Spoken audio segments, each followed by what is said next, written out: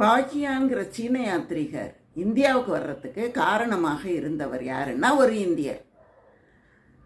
சீன நாட்டிலேருந்து அரசர் ஒருத்தர் என்ன பண்ணார், புத்தரை பற்றிய செய்திகளை அறிந்து கொள்வதற்காக இந்தியாவில் இருக்கக்கூடிய குமாரஜீவா அப்படிங்கிற ஒரு இளம் துறவி அவரை கூப்பிடுறார் தன்னுடைய நாட்டுக்கு வான்னு. ஆனால் இந்தியாவில் இருக்கிற அந்த இளம் துறவி என்ன பண்ணுறாரு, நாங்கள் வரமாட்டேன், சீன மொழியும் எனக்கு தெரியாது, அந்த பண்பாடு பழக்க வழக்கம் எதுவும் எனக்கு தெரியாது, நான் வரமாட்டேன்னு சொல்கிறார்.